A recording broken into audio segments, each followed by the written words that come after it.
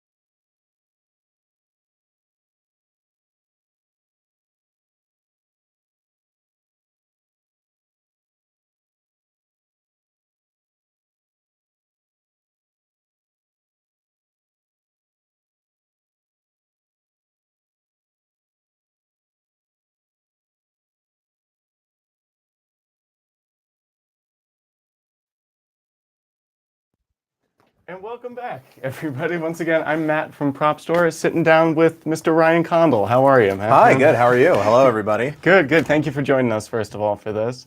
Now, I Happy know, to be here. yeah, I know you've had a few pieces auctioned off from various things that you've written in the past. This is really the first like auction that is a title that you came up with, right? Yeah. The first like kind of dedicated auction, which is kind of weird too. And also, like, I was, a writer is much more intimately involved when they're the creator of a television show versus a writer on a movie where you're just kind of a crew member. Right.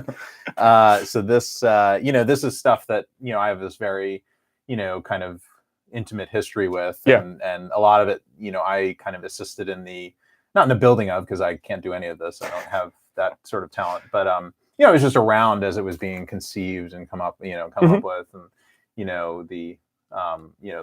this is something that I remember the day that we came up with that in the writer's room. Is the logo or the more like the idea of like there was a, this kind of overseeing, because in the first season we only really see the transitional authority, the local Los Angeles government, and then the idea that there was this bigger, overarching government that oversaw the little colonial municipalities, and what would that look like, and what would that be called, and where would that be based? And kind of like the overseeing the full invasion. Exactly.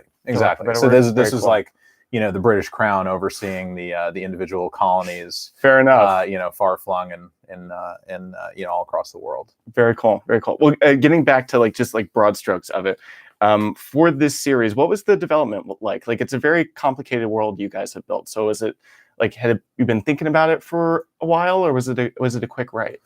Yeah, I mean, it was something that had been rattling around in my head. I don't remember exactly when it came to me, but I've always been a fan of World War II history, and I've talked about this a lot, in sort of in the making of the show. And it's very obvious, with a lot of this stuff that Nazi occupied Europe is a very is a kind of an elemental DNA genetic piece of colony. And I was always really intrigued by that world, and I love period pieces, but audiences tend to not have the passion for them that I do. So it's kind of like, I love this world. I started thinking, is there some kind of science fiction way to exploit all this useless knowledge that I have from all the books that I've read? And sort of slowly, like, well, if the invading force was a science fiction force, what would it be? And then the pieces kind of fell into place. And simultaneously, I was really interested in the idea that, like, most alien invasion movies that we see, if you think of like War of the Worlds or Independence Day, the movie is about, the aliens come, there's an invasion, and then somehow at the end we kick them out. Bill Pullman does a speech, and then we're done. And there's a Ian Malcolm writes a virus and then uploads it via 1990s PowerBook into the alien mainframe. That was the question I had. So there was never a concept of this that was like the big movie, like they're walking around everywhere. No, because it was almost like the anti-concept. It was like, what happens after? Sort of, this.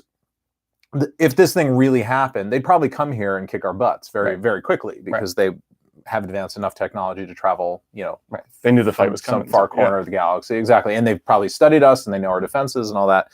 So what would it look like afterwards? If they didn't just totally annihilate us, if they kept the lights on and the water running and all that, because they needed something, they needed us. What did they need us for? And this is colonialization. Great Britain, the Crown, went into India and they conquered them, but they didn't destroy everything, because they wanted their infrastructure, and they wanted their land and their resources and their people, so that they could feed and make the Crown richer. And that was the kind of idea here. So I don't remember exactly how that all coalesced, but I had made a pilot with NBC now 6 years ago. Time is flying. That we made but did not work out. That I actually made with Carlton. And in the sort of sad aftermath of that, as we were dabbing each other's tears, more me than Carlton, who's very successful, I was sort of like, what about this? And just the kind of raw elements of this idea. And he really liked it and sparked to it. He's also a big fan of World War II history. And we, it came up very organically. We just started kind of working on it. And then we sold the idea to Legendary. and they were forming as a television entity at that point. You know, that was kind of them at the height of their power with all the Chris Nolan Batman movies and everything that they had going on, but they were very nascent in the TV world. And this was really kind of the first big thing that they pushed and developed. So we got in, we wrote a script, we pitched around town. People liked it. USA liked it the most. They bought it, and then we made a pilot. And then they also really liked the pilot. They picked us up to series. So, you know, this is really kind of a 5-year timeline from there to, because I wrote the pilot, I think, in 2014, like early 2014. Okay, yeah. So, and we shot the pilot in late 2014, like right around Halloween. That's started. An impressive turnaround, though. So yeah. So and then kind of things fell into place. Like they very quickly picked the pilot up to series. We started up the writer's room. Started making season 1, and then on we went. Cool. Has anything changed from that initial pilot? Was that pretty locked, or did you guys have to do any edits afterwards? No, I mean, luckily we had this tremendous director, Juan Jose Campanella, who won an Oscar about 7 years ago, I guess, for The Secret in Their Eyes. It was the Argentinian film that won Best Foreign Film, and he grew up in the Argentinian dictatorship in the 70s, so he had a very kind of similar life experience. They were very different than the Nazis, but it was a very similar kind of that utilitarian, the depression of it. Exactly, and you know, curfews at night and secret police and people being disappeared, and he lived through that. So he had this very different, very interesting look into it, into that world, and just the material really spoke to him.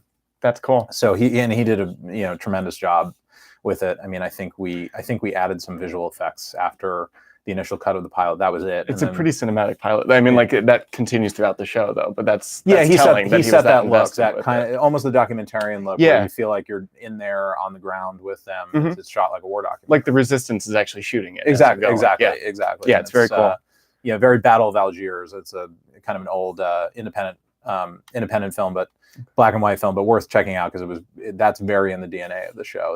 That's Juan's favorite movie, and he used to teach it at film school and all this. So cool. All right, never heard of it. It's worth checking out. You'll see some colony stuff in there. Okay, cool. So we're talking a lot about the world. When did the Bowmans come into play? And did that change any aspects of the world, the way you wanted to move those characters around? Did introducing them have any effect on the grander scale of things? I mean, every concept, every film concept ultimately needs a character at the center of it. And we thought that we were really looking at this as an inside out kind of process. So we started with, what does the big alien invasion movie look like? And that's all about spectacle and locations and the amount of visual effects and money. Walls and drones and everything. Exactly. But with TV, you can only do so much of that stuff. And TV, it has to be kind of in here, because you can't live on a Roland Emmerich scale, week to week. You can do some of that stuff in the pilot, and then at certain points during the season. So we really needed to center this and ground it in a way where we needed to build it around a character story that you were going to follow and care about. And we thought that the most interesting way to do that is just find this kind of very, what we saw as a very typical family that becomes more kind of atypical as you go along, because you have to have extraordinary things happen to them. Where we would only follow this one family through this story, but the idea is that anybody watching could see themselves in the Bowmans. And the idea is this is happening in one place, in one colony in Los Angeles, but there are 200 colonies across the world. This is happening everywhere, in every language and culture on Earth. There is a family like this that's sort of torn. Somebody is on the side of the occupation, somebody is on the side of the resistance. There's strife in the family. They've been separated from a child or another family member because of the hellish war that happened that led to all this. So we started thinking about what that would look like, and the things that you could build off of that, and the kind of different walks of life these characters would find their way into as a result of this extraordinary event that had happened to them. That's cool. And with them specifically, like Will and Katie, their dynamic is so important that where he is kind of collaborating in first and she's always in the resistance. Was that always an idea there? And was that always the drive to keep their tension going, I guess? That was the moment that I knew I had the pilot. Because I knew I had this idea for a story, but I didn't know. The story where I started with was, okay, there's this idea of we're going to tell the story after the alien invasion, what happens afterwards. And I knew that I wanted to tell a story about this guy that was forced to go collaborate with the with the occupying the Nazis, yeah. because that was interesting. Because I mean, certainly there were a bunch of French that very willingly signed up to work for the Nazis, but then there were some people that were kind of co-opted into it that, kind of made this deal with the devil, where it's sort of like, I don't want to go do this moralistically, but I know my family would be taken care of, or I know need to defend your family. I have a cousin in Germany or Poland that will now be safe because I'm working with the enemy. So I was really interested in that idea, but I was like, I still don't have the pilot. I don't know what that, because there's interesting conflict there, but and then it sparked to me the idea that you have this, idealistic, he's this guy, this very, strong male character is also married to a strong, woman who has this very idealistic streak in her. And she, through the course of this, his decision to go collaborate is what breaks her to go resist. Right. And she's like, I've been toying with this. I've been flirting with it. I know this guy. I have this way into the resistance, and now I'm making the decision. And as soon I had that the last scene from the pilot when Katie goes into the safe house and reveals that she's a sympathizer. As soon as I had that scene, I was like, I know I have the pilot now, because now you tell this whole story about, you think it's a story about Will being forced to go collaborate, coerced into collaboration, and then you realize that it's actually we turn it again at the end, and I mean it was great. It's like the kind of creative fusion that every writer is sort of looking for, and as long as it keeps happening once every 5 years, I'll be pretty happy. It's nice too that we've got this big grand scale thing, but we're ending on a character beat. Exactly, on this character. Exactly, and that's what the show ultimately comes back to. Is I think all the most memorable stuff from the show turns on a character axis. It's decisions the characters make. It's these interesting, choices and sacrifices and things that the characters do. And like all the drones blowing people up is always cool. But fun part. You want to care about the person who's getting, murdered on the wall before you do it. So it's not just spectacle. Before you even start climbing, you want to exactly. Yeah. Very cool. So rest in peace, Devin. with the hosts. Like, at first they feel like this grand, like Nazis, they're just like evil, all this. But then we do start to see that over the course of the series that they are struggling as well. They're on the run. They're here kind of, rehabilitating or gathering forces and whatnot. Was keeping some of their story relatable important to you guys? Or was that just more about the slow burn of kind of the villainy of it, of slowly revealing that? I think less the aliens. I think we were always really committed to the idea that you don't really see the aliens. You're not really interacting with them, because it was more interesting not to. You know, it's like the whole, the idea, Jaws is interesting because you don't see the shark. A lesson that's been forgotten by every horror movie, every monster movie since Live Alien Colony. And Alien. But the villainy that we were really interested in was the human villainy, the collaborators, Proxy Snyder and his ilk. Snyder, and Snyder, look, he's a, I created him, so it's weird to say, but I think he's a great television villain. But he's great because, it's great because of what Peter Jacobson brought to that role. That was not the way we actually envisaged the character. Really? I think. No, because that's such a, it's such a, and not in a bad way. Obviously Peter, that is awesome. An electric performance from beginning to end. But I never saw the character that way until I saw Peter play him. And then I was like, oh, this is great, because you have this kind of, self-deprecating, guy where you're wondering whether he has high cunning or low cunning. And but there's this very human person beneath it all. Yeah. He kind of stumbles, and he tries to be confident. He's unsure of himself. And it's, to me, it's he really brought life to that character. But that's what makes him human and interesting. And you love or hate Snyder through the whole series. It's always fascinating, always interesting. You're always leaning forward, wondering what he's going to do, because that there's a human making human choices. Right. There's also that question with him of like, how much power does he have? Where is he in the hierarchy of actually, and and he comes in on the pilot with a ton of bluster about how connected he is. And you realize that he's just like this local mayor in this governorship that's one colony of many. And then, he builds his way up, and he rises and falls. And, makes these horrible choices where he sells his soul throughout the series, and really makes this big heel turn. And by the end of season 3, you see that this has really been the origin story of this real villain, this supervillain character. I'm just going to skip to a question because I know we had a Snyder question from somebody. I don't even have the name here, unfortunately. But Snyder was my favorite character every season.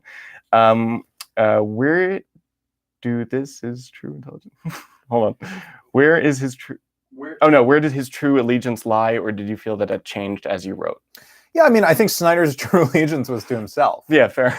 And that that was his guiding light. And I think he flirted at times with trying to be the moral man. I think there were certainly moments where he was running with the Bowman, specifically in season 3, where he flirted with this idea of maybe he's seen closer up the horrors that the occupation was capable of than even the Bowmans had, because he had been inside of it all. And I think he flirted with it, but I think ultimately in the end, he was really too much of a coward, and I say this lovingly, to really commit to that. I mean, we romanticize resistance a lot, I think, as, people who live in a relatively peaceful society.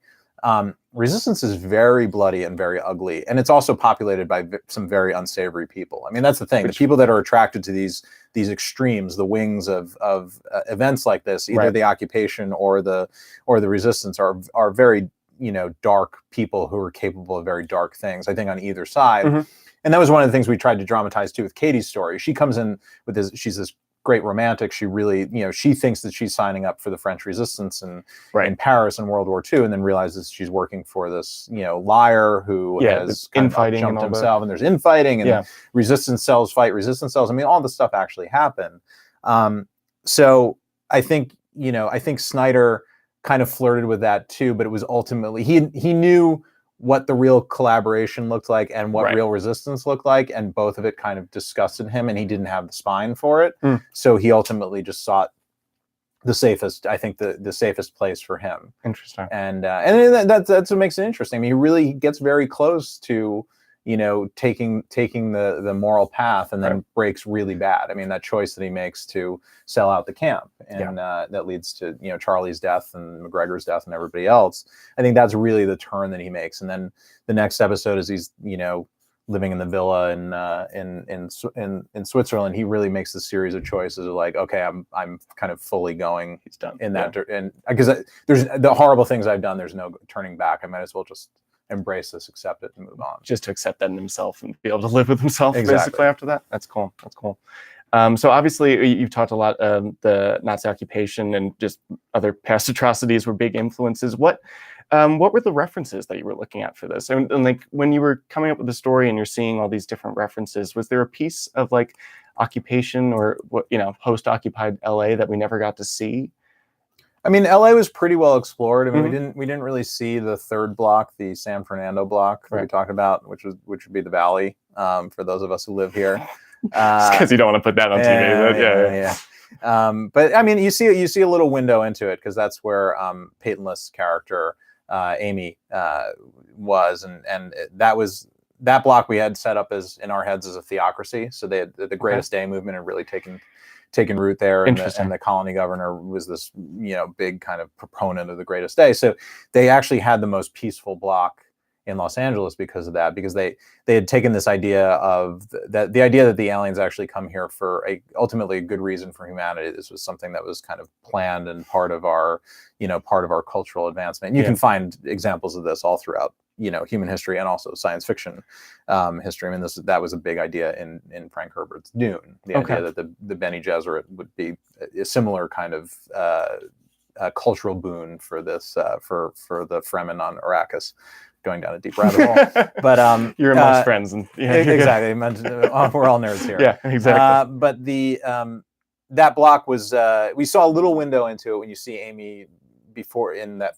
There's a little flashback, I think, in episode 3 of season 3, where you see her working in the hospital. Everybody's wearing purple and all that. It's a nod to the Greatest Day, and that's how the idea is that the occupation was all about control, and kind of however they got it, they would take it. In some places, religious control worked really well. In places that were a little bit more susceptible to that, certainly you can imagine, areas around the world and parts of our country and other countries that would be very susceptible to that. Yes, that sort of thinking. And if that's if you can establish control in a positive way without having, machine gun toting soldiers around the streets, great. Let's do that, because then you can get the people to buy in, and we can indoctrinate the youth, and then in 20 years, by the time they all grow up, there's no problem anymore because they fully believe all this. Right, they believe they'll run the occupation for you. That's interesting, man. That actually took care of another greatest day question.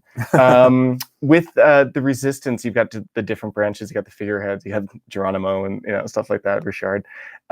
When you're looking for historical precedent for resistance like that, are you looking historical? Are you looking at the French Resistance, or are you looking more, guerrilla warfare and that type of stuff? Yeah, I mean, I think there's no specific allegory in the show. I mean, there's never a we're going to play this little scene from history, because I think that's a trap. And we wanted the show to exist in, I think, live beyond its years, meaning in 20 years from now, hopefully the show is still around and people can find it and look at it as an interesting, slice of science fiction history and all that. And I think the way to try to make I think every writer is always trying to make their material feel timeless in a way, meaning not tied to a specific time period. Right. And there's a danger in linking yourself too specifically to that stuff. So we researched everything. I mean, certainly a lot of time in World War II, there was a lot of things that we drew from that, and little specific events and moments from that happened in the show. Sure. That's something that we plucked.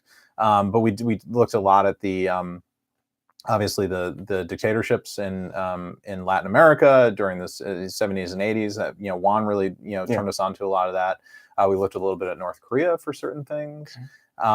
We looked at the Cuban Revolution, very specifically, I think, for season 3 in McGregor's camp. We kind of drew a lot from Castro and Guevara and their relationship and how that kind of went bad and the real motivations behind that and the idea. The research for this sounds tough. I mean, it's all fun. And, and this is part of the benefit. It's not just me, doing this. We had a whole writer's room. I had Wes Took, who's was my partner on the show for the whole run of the thing. Was very, very well read and is a student of history.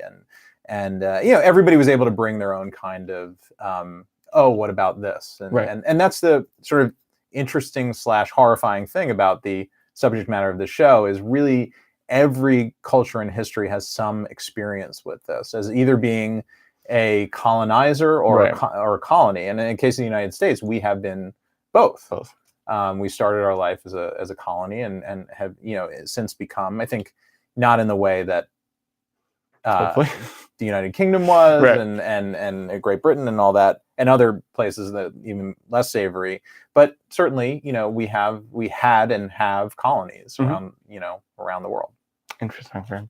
Another cool concept for the world, is the outliers. The idea that the hosts are kind of stockpiling these people that they find important, or that they're kind of giving not a free pass, but like protecting in a certain way. Can you speak to that? And then we've got two of the outlier pods in the auction. Which those things are awesome. Can you speak to that concept and where that whole idea came from? Yeah, I mean, we were intrigued. We were intrigued by this idea that we knew the aliens wanted stuff from us, but they want our water, they want our gold or our oil or whatever. That stuff felt like it had been played out a little bit. We were really interested in, what else could they want besides us just as a slave labor force? And we started thinking, well, what could they need from us? And we were intrigued. Once we had the idea that once we knew for sure that the occupiers were machines, we became really interested in what would they need? And maybe they needed, biological meat and water bags like us to fight against their enemies. And if they as machines had enemies that had developed all of their defenses against machines, then maybe there were things that could, the idea was, if you send a human army and they have a machine defense, maybe you can slip in behind their defenses, because their defenses are set up to detect their known enemies. So if you have this unknown enemy in the element of the outliers, these shock troops, these kind of, and there's all stories through history too of local armies being, risen up by the occupier. And this would just be one example of that. Our outliers, the very best soldiers on Earth, are really just the first wave you send into Normandy to take all the damage, so that your actual army can get through. Intergalactic cannon fodder. Intergalactic cannon fodder, exactly. So we were really intrigued by that. And then, we'd planted the seeds for these ideas all the way along. So, when Will climbs the wall in season 2, the reason he's preserved by the drone is not because of plot convenience, although it was very convenient not to kill our lead in that moment. It was because we already had the idea for that, and we'd come up with the idea for that in season 1, and we were like, well, how do we start laying the seeds for this, knowing that we want to really introduce this idea, far downstream. So we started planting those ideas, and then you find out that Broussard is one of them, and it really started intriguing us in a way to kind of suggest that these deeper secrets that the occupiers had that would be unveiled over time. That's cool that you got to lay the groundwork for that stuff. Yeah, too, I mean that's the fun of TV is you really get to do like years worth of groundwork, and then hopefully some of it got paid off. There's other stuff that will unfortunately lay out in limbo for all time. I will not ask you for spoilers, but good to know. I know you as a writer. I know you to be a collector as well. When you're writing a show like this, it's going to get produced. Is there ever a moment where you're like, what look cool on my desk if I wrote this in? I mean, certainly entertain those things. I mean, to me, the part that I think helps my writing is that I think about the construction of this stuff a lot. I think about, the specificity of the soldiers and the aliens and their equipment and their weaponry and things like that, because I know that the people that go and build those things like to have specificity in terms of telling a story, where I'm building this thing to tell a story. And I think about, the cool stuff that, I like as a collector, and, what I like about it. And most of it is stuff that has this kind of specific story point, or it's something that's used to build out a character to get, the way you think of like, Indiana Jones and his fedora and his jacket and the whip that build out that character. That's the kind of stuff that I think about. And certainly that went into the thinking of the show. I mean, the red hat, specifically, we really, that they were inspired by the brown shirts from, the early days of the Nazi occupation. Okay. And, just trying to, they were obviously soldiers that wore brown shirts and went around and made people's lives. I never heard the term like that, but that makes sense. Miserable. Yeah. Yeah. And then we thought of like, what's a symbol that we could do that's similar, that would really stand out on camera. And then, this image that I think you could make the argument that that soldier is one of the most iconic images to come out of Colony. Like if you saw a picture of that and you'd seen the show, whether it's 5 years or 10 years from now, you'd know, oh, that's a Colony soldier. It's the stormtrooper of Colony, exactly. Right? Yeah, precisely. Exactly. Yeah. To that too, that the we've got it right here, the transitional logo. Oh no! I've been going wasn't it? The power cell is fine. The power cell is totally fine. We're not going into meltdown. And open for auction. Yeah. This logo, very key. It's well built. Yeah, right. Very key to the show. What was that process like? Can you speak to coming up with that type of thing? Yeah, I mean that's another element that we just knew that we didn't know exactly what that was when we were writing the pilot. But we just knew that we wanted something that was very that you could put on flags and trucks and soldiers and all that, and would just be very identifiable at a distance and multiple different media. So that was the challenge for Suzuki Ingersleb, who was the production designer on our pilot, to come up with something that was like that, iconic, and versatile, that you can put it on a banner. You've got it on the pins. It's always scary. Exactly. You always see it, but and it becomes like it's like the Imperial logo in Star Wars. You know what that logo is every time you see it. So that that was certainly built into the thinking, knowing that we would need something like that, because it's that. When you're building out a world like this, it's that kind of iconography that you try to establish, to set up, that's going to stitch the whole thing together. Right.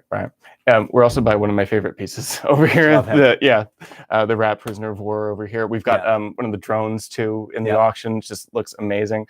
Can you speak to either the drone or this guy? Like how detailed was it in the script? What were you giving? Because this was Legacy Effects that built this, which must have been a thrill to have something that you were working on, to have them build up through the Stan Winston's legacy. Yeah, exactly. Why they're titled that way. So when you're working with somebody like that, are you giving them a lot of notes in the script? Or are you giving them just some inspiration and see what they come up with? Do you remember the process on that? I mean, we talked a lot about this. So this guy is kind of the I think the third iteration of this particular prop, because we built one for season 1, he gets off the dummy that they steal off the train. That ultimately was just a dummy. There was nobody in that suit. And then in season 2, we needed to put somebody in the suit, because you see the thing moving when Snyder meets with it in that flashback in the season premiere. And then the third iteration was, okay, we want one that's been attacked by the resistance and is a prisoner of war. It's all beat up and all that. Hacked in a little bit. Exactly. Yeah. So we were, I mean, I was over there for hours, you know, talking to them, picking out, you know, the materials. You see the soft material here. This is all hard material. And just, you know, them showing us textures and ideas, and they did all the design work. Sure, but you got to be involved in this, but I got to say yes and no, and I like that. And I don't like that.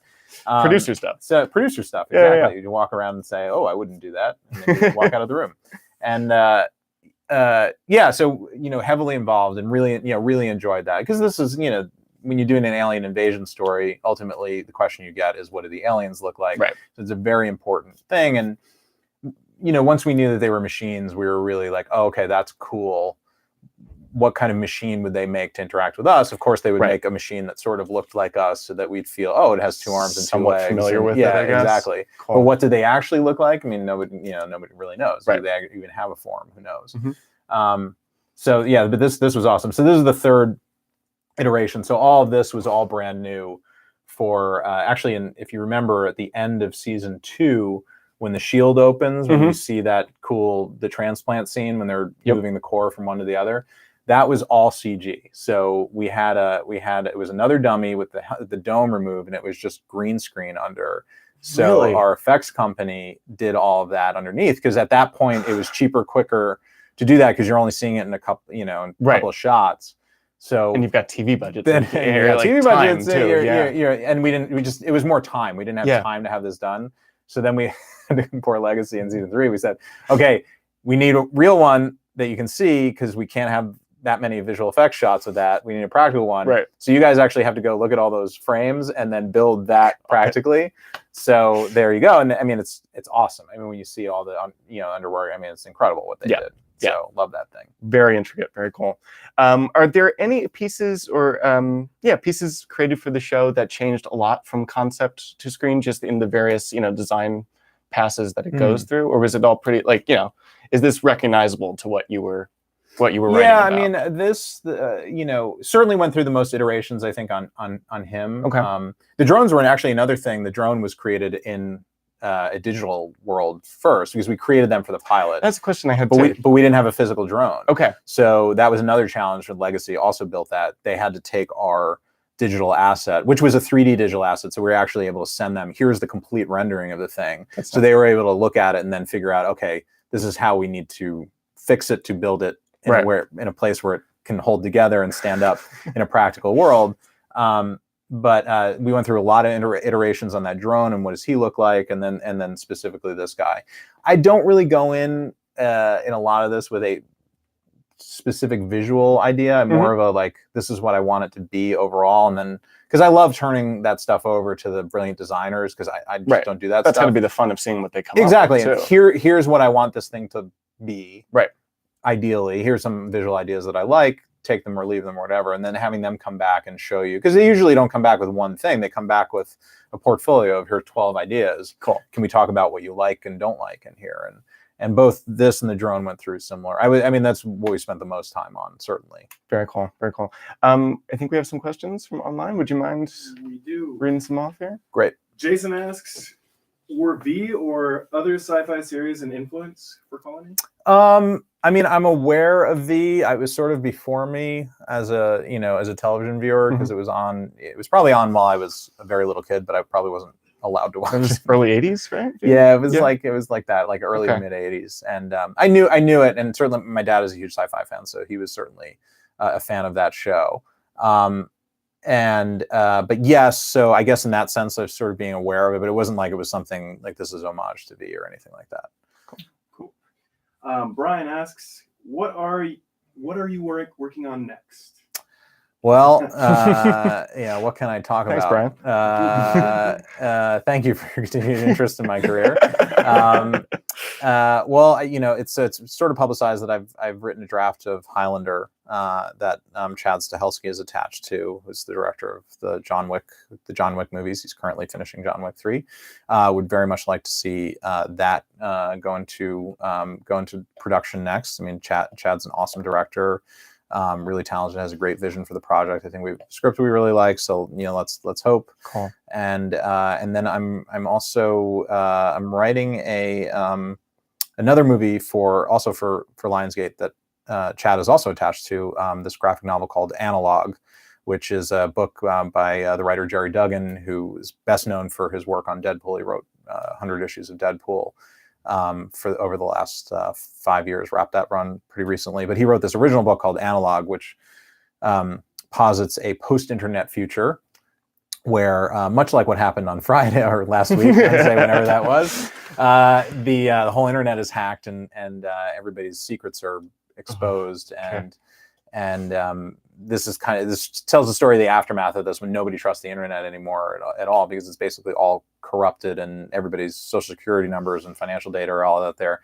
So these soldiers that go around, because secrets still need to be moved around, but nobody trusts internet, phone, email. So it goes back onto paper. And it gets locked into these briefcases, and these guys called ledgermen then move these state secrets around the world for hire, either for private corporations or for governments or whatever. Sure. So this follows the story of the movie follows the story of one of these ledgermen. And this is a graphic novel already, or yeah, a series? Yeah. It's an image series, and it's the first trade is already out. It's the first 5 issues, and then new issues are soon to be coming. So it's gonna be a lot, kind of an ongoing, on-running series. Yeah, it's really dark and really gets into, it's sci-fi, but it gets into very near sfi explorations of, like what, when this thing goes, when this very tenuous thing that we all rely on goes pop, like what does it look like afterwards? Okay. And it's pretty cool because it's dystopian, but it's a dystopia that I think we can all relate to, or would be able to relate to, and see. Right. And we've all asked ourselves that a million times whenever Facebook exactly no live streams. So cool. So that's a lot of fun. I highly recommend that book. I think anybody that reads it will see a lot of potential in that for really cool, big, spectacle movie series. Yeah, cool. Very exciting. Any other questions? Yeah, we got a couple. Michael A asks, what are some of your favorite props that are up for auction for Colony? I mean, certainly these are 2 of them here. I love the red hats. I mean, I think that it's a great deal for what you get. You get the whole, the whole kit for, and you can put it on a mannequin. It feels very QVC suddenly. Yeah, exactly. And then I love this is probably my favorite prop in the auction. I just the material, the way that was made, the many hours that went into that. I mean, it was just crazy. It was very expensive for the production. So you're probably getting a deal based on what it costs good old Legendary television to make. And one cool thing that I actually do want to point out here, if we can just sure move this. I don't think this ever came out on the show, but I don't know if you can see it, but you guys can go look later at the photos online. If you notice this this little design symbol that the guy has going on his torso, you'll recognize that. That's the Greatest Days design. Yeah. So very cool. So the idea is that it's just the idea was that this was some design element that it probably has a practical purpose on the alien that somebody saw at some point and then co-opted it as a primitive society would do if they saw the airplane land in World War II on their island, where they had no electricity or any way of communicating, and they would turn, I mean, maybe the prop propeller on that plane became the symbol for their gods. That's so cool. And that was the idea with that. And we were never able. You see it in the show, but I don't think anybody ever drew attention to it. So it was just one of those things that was kind of in there. But I've always loved that. And again, that's something that we did, way back in season 1 that kind of had legs and it was a plant and now it's revealed for the first time. So that's so cool. I've been looking at this thing like crazy. I didn't even notice that. That's awesome, man. And then I love the gauntlet. I mean, to me, the gauntlet, if you want a prop that really, a plot prop that you think of the gauntlet in the little case that they carry around, and really 2 seasons of the show, like almost, I mean, I would say north of 25 episodes of the show are all about who's got that thing, where is it, people want it, people are being killed and killing for it.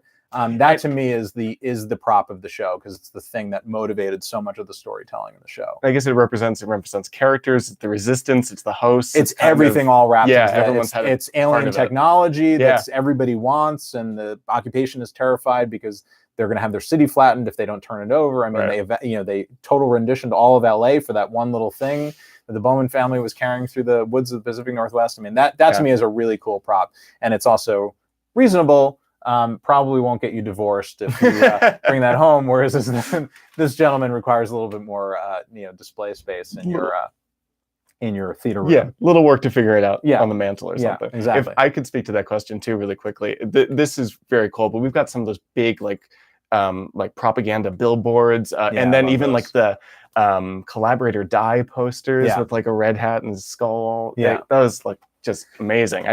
When they were photoing them around here, it felt like we had a convention going or something. Yeah, they're It was awesome. cool. Yeah, I'm really big into the art of the movie poster, Mhm. and so a lot of those are all kind of outside artists that worked with our production design and art direction team, but they were outside freelance artists that we hire that do Cool.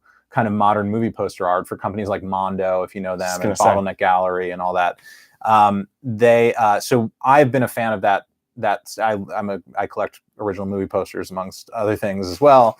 So I was a fan of a lot of those artists. So as soon as we had the show, I was like, well, we need propaganda. We need Right. resistance propaganda and occupation propaganda. So I started reaching out to those artists and saying, hey, do you want to, work on our TV show? And they all like, I was so scared that like everybody was gonna be like, what are you doing? And they were all like, they put down, comic book jobs and all that. Like they couldn't wait. It was awesome. And they did amazing work for us. So all of that stuff you see in the show is really, it's this host of probably like 15 to 18 different artists that we worked with over time. That's cool. I had a question And, whether you had like an art department working on those to keep the styles different, but that's really nice. They collaborated. Sure. In the good way, not in the way that results in the death of people.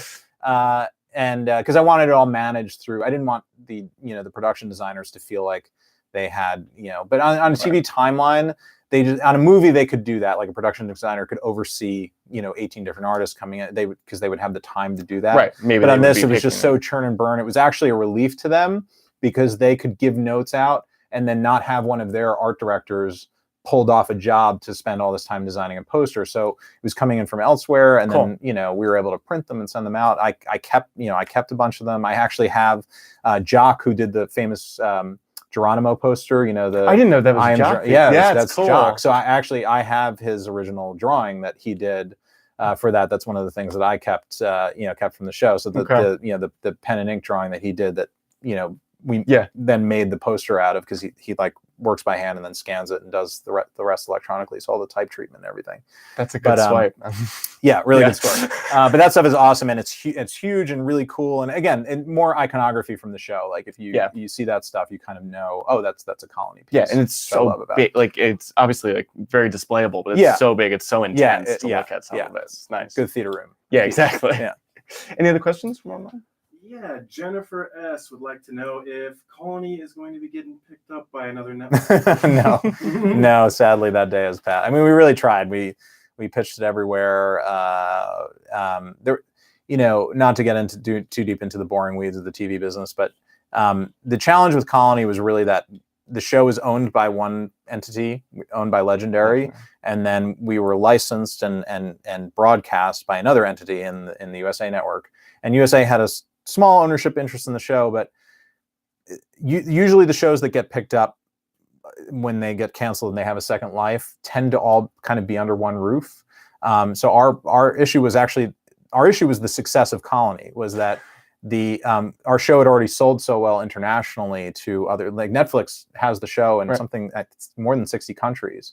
So because all that stuff was already claimed, it was hard for another network to come in and say, yes, I want it, because we already, sold off. It was already like, you already can't have all this stuff because we already sold all the rights to that as part of, financing the show and getting it up and running. So that was kind of the big sort of roadblock. And there were people that are definitely creatively interested in it. I just think that these all end up being business decisions, and the dollars and cents just did not work on the show. So I'm very sorry. Believe me, I'm very sorry. I'm probably more sorry than a lot of you are. But fair enough. Yeah. So that's the sad end of Colony, which is why we're selling off all the assets. Yeah, but look how cool. I'm for sale if you are. So Got one more question? The last one would be, where would Broussard's story have gone if the show continued? I mean, I've been asked a lot about, where the show is going to go. I don't really want to talk about it, because I ultimately don't think that it's, does anybody want, to have an author come in here and tell you this is how all this stuff would have ended? You know, Twitter doesn't like it usually. I don't know. I just don't think. I don't think it's all. I think it's ultimately, more interesting that it kind of lives on in all of your minds, and think about what where you would have taken the story. I mean, rest assured that Broussard was not done fighting, and we really liked. I will tell you, we really liked the idea of him, carrying on the resistance in Seattle. From where we see him at the end of season 3, and forming this really big and potent resistance. And if you imagine this world where suddenly the aliens had pulled out their defenses out of the city because they had this bigger war to go fight, then you can imagine the resistance having a very strong foothold in this place where now the playing field is very even because they don't have drones to keep the peace. And it's really then about one human army against another human army. And we were really interested in that idea and really creating a very bleak season 4 kind of war on the ground in Seattle situation that was led by Broussard, and all the different places where that could lead. Sure. Does he become a despot warlord that kind of gets sucked in by the power of it all and loses sight of things? And those were all interesting territories for us to explore. But Broussard had had a lot of body count coming his way. In all likelihood, if we had seen season 4, that's cool. So that was the basic idea of season. Well, yeah, 4. I mean, we liked that idea. I don't know that we necessarily would have gone there, but sure. We had interesting. We had worked out. I will say that we had worked out a full season 4 and 5. Kind of framework idea because we knew we wanted to end the show after season 5. So we had those two things there, but ultimately, here we are. Final question. You said that you've got the jock piece. Anything else that you wound up with before the auction? I took a lot of stuff from season 1. I mean, I have a red hat. I have a full head to toe red hat from season 1 that I grabbed. I took a bunch in the auction. There's still nothing taken away from the auction. I took a bunch of stuff from season 1, like little transitional authority pins. and I have a Greatest Day Bible, which are awesome, and I have. It's the silly thing that I just thought was cool, but if you remember the resistance heist early in season 1 when Broussard takes Katie out on her first job and they hijack that truck. You remember the food truck?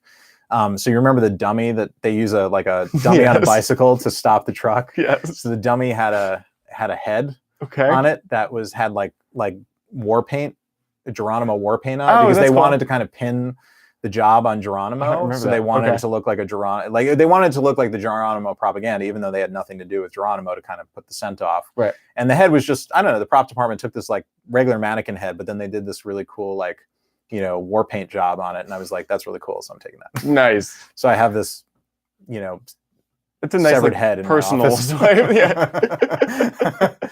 That's cool. Yeah.